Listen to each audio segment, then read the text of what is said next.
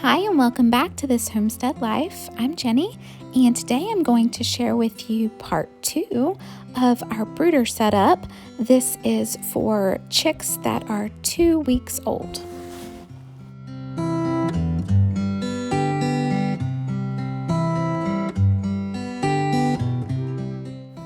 So if you recall, this was our original brooder setup for when we first brought them home, and they were only 2 days old, so they stayed here in our dining room for the first 2 weeks.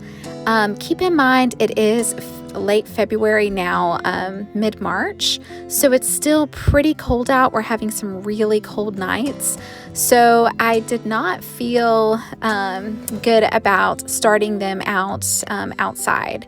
So even though I think they probably would have been okay, just keeping them in here in our dining room just helped me feel a lot better, even though, oh my goodness, they are so messy. And by the end of week 2, I was so ready to get them out. But yes, so they stayed here for the first 2 weeks, and then we moved them outside.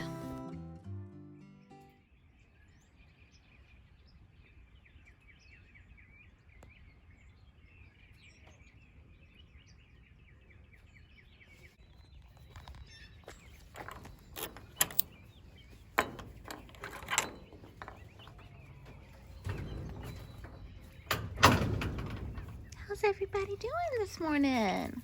Hey guys. So this brooder setup is in our current chicken coop, and our current flock of chickens is actually out in our field. We've already put them out for grazing. Their grass is starting to get green, like I mentioned in part 1. So they're happy out there with their Premier One electric fencing and their chicken tractor. So the chicken coop is now freed up for these guys to be here for a bit before we get them moved out to a tractor. So what we did, because we really wanted to protect them from wind and cold, we built an Ohio Brooder, which is basically like a homemade wooden box that is on stilts and off the ground. This was just some scrap wood that my husband found, and it's raised up off the ground, and you kind of build the heat lamp into the top, so that it just really gives them a nice, cozy, warm space where heat is not going to escape. And then we also set their waterers very close so that they wouldn't freeze when temperatures get down below freezing. And really quick, while we're talking about water, I'm still adding about a couple of teaspoons or so of apple cider vinegar to their water every morning, just as a simple way to keep them healthy.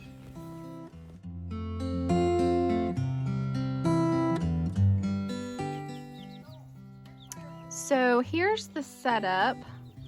We did expand it a good bit. The chicks are 4 weeks old tomorrow.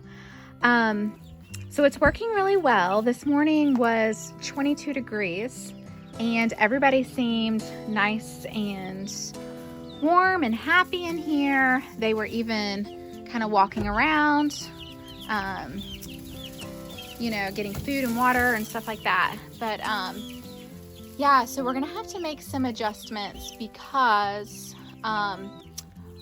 later on this morning, one of the chicks actually flew out the sides out here, and you can see once it gets out of the confinement space area, yeah, it's not going to be able to get back in.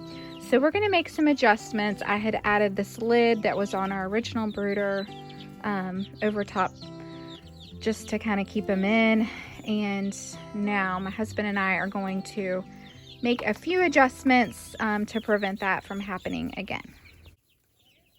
Okay, so we actually came up with a completely different setup here. Playing around with it and really trying to figure out the best way to prevent chicks from escaping and not being able to get back in without them being able to fly over everything. And it seems like to actually allow them outside of their little space is the best solution, because they will easily be able to find their way back in. So what we did is we just have this one bale of straw now, kind of acting as a wind protection, because this side of the coop is open. That side has a tarp, but they're still able to get under their brooder to get warm. And we went ahead and set up the big waterer on a heating tray. So that's actually plugged in. It's still mid-March and the nights are still cold. Like last night was 22 degrees. Tonight's supposed to be 28. Hi, this one's very personable. It's a little Buff Orpington. Hey, hi. You like the camera?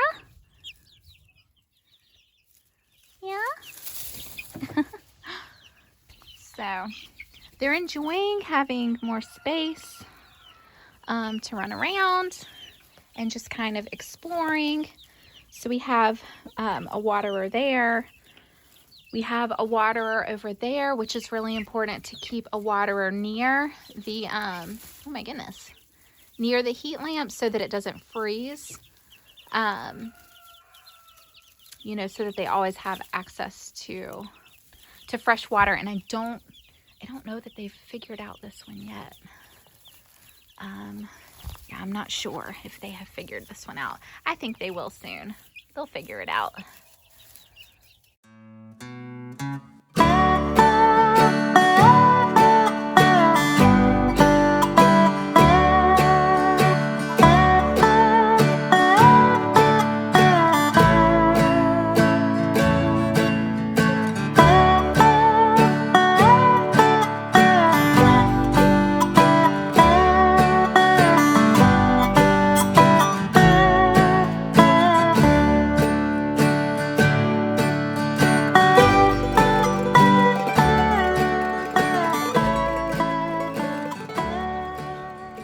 So it got down to 24 last night, so a little colder than was predicted, but it's already warmed up a little bit. So we're gonna go check on the chicks and see how they did in their first night in the full brooder setup.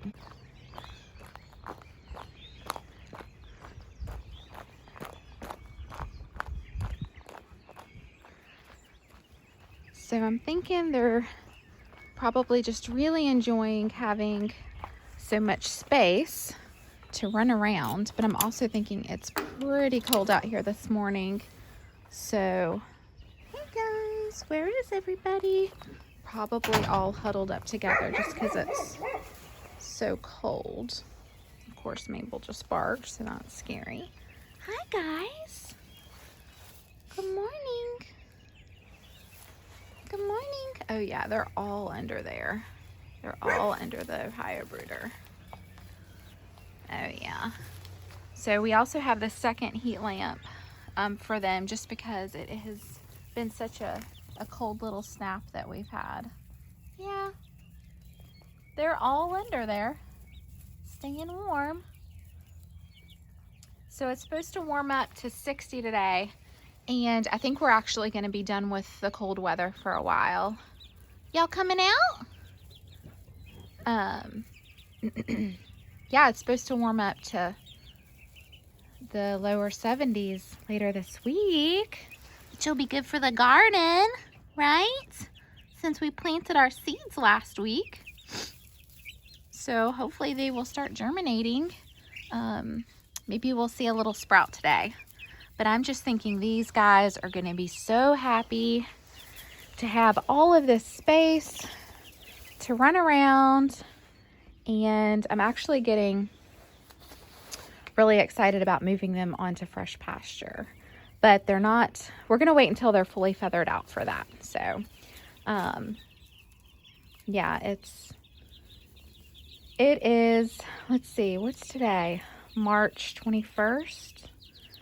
So we still have, you know, a month or so left of, you know, possible really cold nights.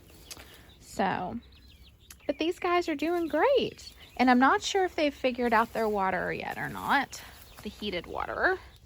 But I don't understand how they could not. Are you gonna drink something? You gonna get some water?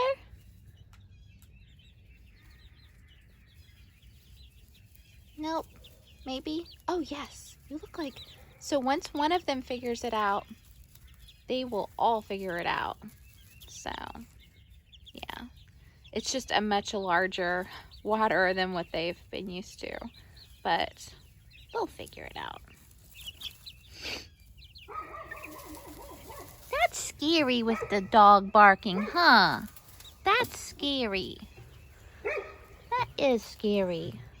We keep our feed in these, Mabel, in these trash cans.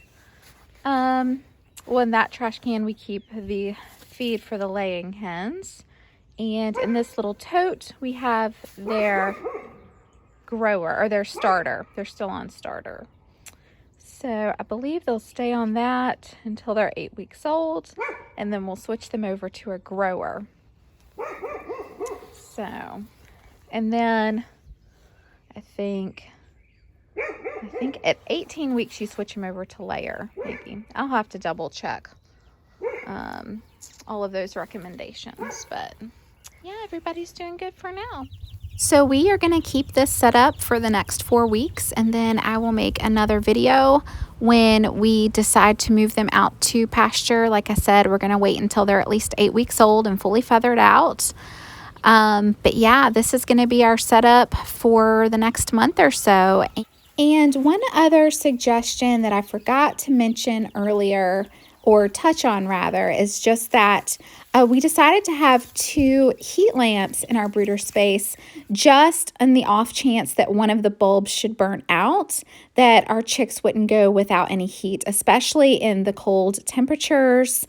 And, you know, we're raising our chicks here in the winter time still. So it's just a very smart idea. It was a suggestion from a friend of my husband's, and we thought that was a really, really smart way to protect your flock should one of the bulbs burn out.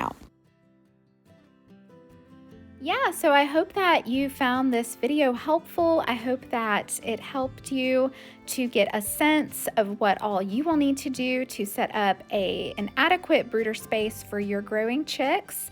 I wish you the best of luck, and thank you so much for watching, and I will catch you in the next video.